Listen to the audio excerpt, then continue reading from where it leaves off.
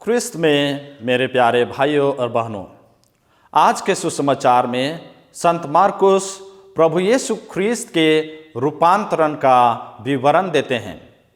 यीशु ने पेतरुस, याकूब और योहन को एक पहाड़ पर ले जाने का निश्चय किया।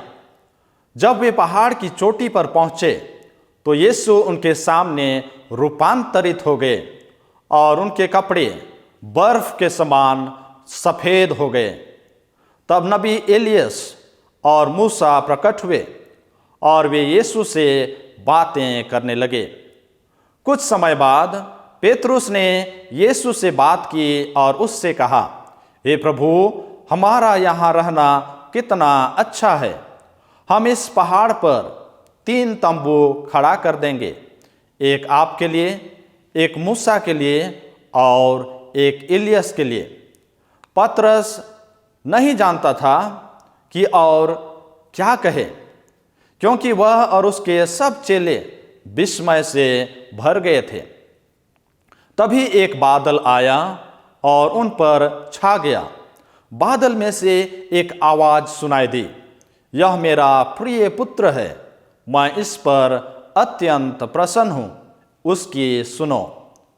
तब चेलों को एहसास हुआ कि उनके साथ और कोई नहीं था, केवल यीशु ही था। चेले जानते थे कि यीशु एक असाधारण शिक्षक थे, लेकिन मूसा और एलियस के प्रकट होने और यीशु के साथ बातचीत करने के लिए उन्हें चकित कर दिया होगा। मूसा और एलियस पुराने विधान के 2 सबसे महत्वपूर्ण भविष्यवक्ता और नबी थे।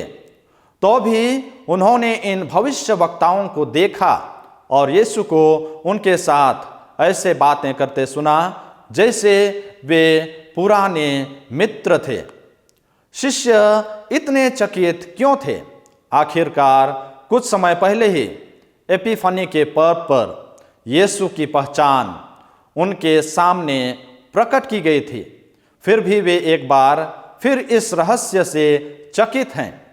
मुझे संदेह है कि जब हम अपने जीवन में एक असामान्य घटना का अनुभव करते हैं तो हम में से कई लोग इसी तरह से प्रतिक्रिया प्रकट करते हैं। आमतौर पर हमें एक अप्रत्याशित या असाधारण वास्तविकता को अवशोषित करने के लिए समय निकालने की भी आवश्यकता होती है, क्योंकि इस सुसमाचार में सबसे महत्वपूर्ण शब्द वे शब्द हैं जो बादल से बोले गए थे, यह मेरा प्रिय पुत्र है, मैं इस पर अत्यंत प्रसन्न हूँ, इसकी सुनो। यह आज और हर दिन के लिए हमारे लिए एक आह्वान है। हमें अपने जीवन में यीशु की उपस्थिति में सम्मिलित होने की आवश्यकता है और उसकी आवाज़ को सुनने की आवश्यकता है।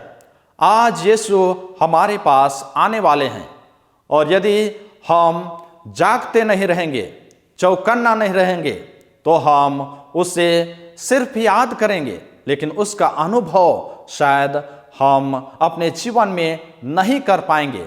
इससे हमारे लिए नुकसान ही होगा। इसलिए हमें हमेशा जागते रहने की आवश्यकता है। हमें हर समय चौकन्ना रहने की आवश्यकता है, जिससे कि जब प्रभु हमारे जीवन में आवे तो हम उसका स्वागत कर सकें और उसे हम अपने जीवन में हमेशा अनुभव कर सकें। आमीन।